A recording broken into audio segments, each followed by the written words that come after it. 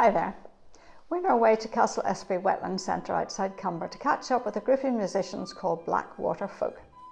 They recently decided to help the victims of the war in the Ukraine, and they were delighted by the money they raised in an empty violin case whilst playing at Castle Espie. Tracy Doherty plays whistles and bodhrán with the group, and she also organised the fundraiser. Everyone looking at the images of what was coming out of Ukraine was just, I suppose, beyond shocking. It started with just watching it and being shocked, and then watching it and saying, there has to be something that we can do to help. Just by watching it on TV and saying how dreadful it is doesn't put food in people's stomachs and clothes on their back, and it certainly doesn't get them out of a war situation. Money was the way to do that, and it was at that point that we discussed it, and we thought perhaps if the wetlands were willing to allow us to do it, we would try and raise some money for them, and that's how it came about, just trying to raise a little bit of money for the charity. Yes. And actually you did very well. A little bit of money turned into quite a lot of money. So can you tell me how much you raised in the end? Do you know, Jackie, I was just completely blown away. I think that's the thing that just took us all by surprise. We expected a bit of loose change, a few pounds perhaps to be thrown into the tray, because we're all very aware of the situation that we're all in at the moment financially, where things are tight, difficult for people. But the amount of notes that were thrown in the short time that we were here playing, and we raised over £900 with that. We just couldn't believe that. We couldn't believe that people were so generous in their giving. I think that's the thing about Ukraine. It has affected so many people, and people seeing families like their own, children like their own, and like their own grandchildren, leaving complete devastation with just literally the clothes on their back. Yes. So the whole exercise has been very satisfying for the group as well. It has been very satisfying for the group, and as a result of it, once again we discussed it, and we felt that perhaps every year we should look at running a day or whatever to raise as much as we can for a particular charity, and then allowing ourselves to collect for that charity throughout the year. So until the end of the year, we're using Disaster Emergency Committee as our charity this year for Ukraine, and then next year obviously we'll look at another charity for that particular year. Tracy, tell me, I think your interest now in the needs of the Ukrainians has expanded a little bit. Can you tell me about that? Well, yes. I suppose when everything kicked off originally, the first thing I said was, I need to be there, I want to be there. I need to drive out a truck and take out aid and do all sorts of things. I suppose like everyone thought at that particular time. Perhaps that was just maybe jumping a little bit ahead of myself, although that's still my passion to do that. So what I did was I decided that if I could possibly host a family, I would do that, and I put myself forward.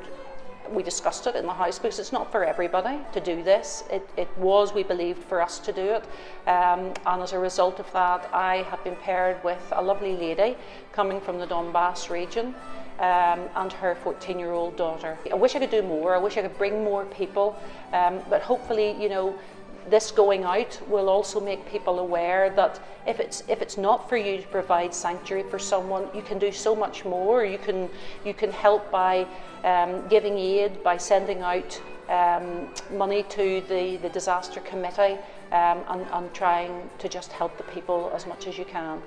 Tracy Doherty of Blackwater Folk. Paul Stewart is Castle Espie's Wetlands Centre manager. At the Wetlands Trust, we aim to introduce people to the importance of wetlands.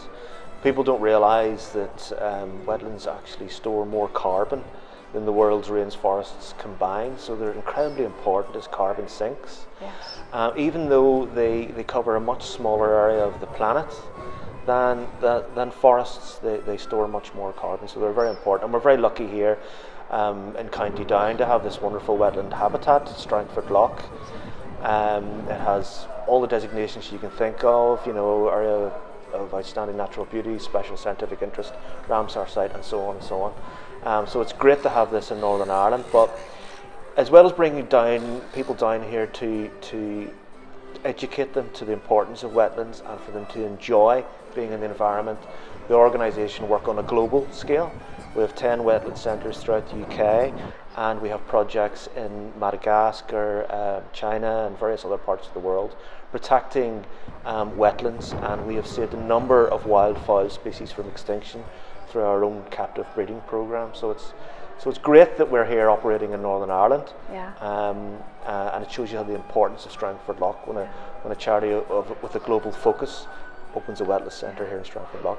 Do you think people appreciate how important wetlands are? Because they talk about planting trees, the government's got initiatives about planting trees, that farmers are being funded at present to plant trees.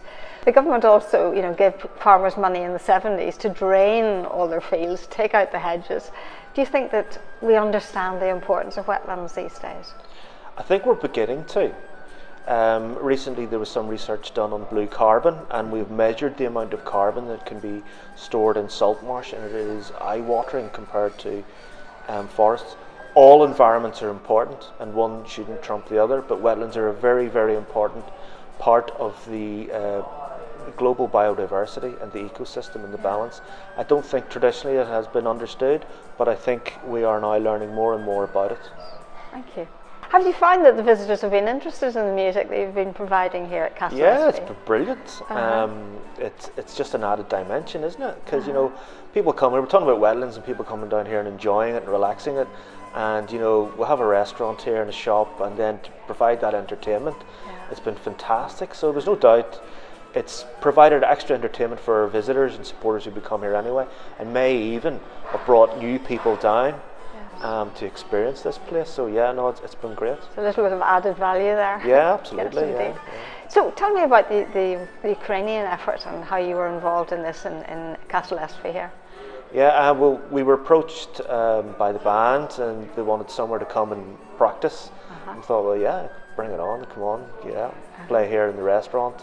And it's been hugely popular, and to do it and raise money for the Ukrainian situation has been really, really good use of their time and our time. So it's been great. While Blackwater Folk were delighted by the generosity of Castle Espie visitors to their initial appeal, they were even more pleased after it filmed the story. The MT violin case had gathered an extra £130, bringing the total raised to over £1,000.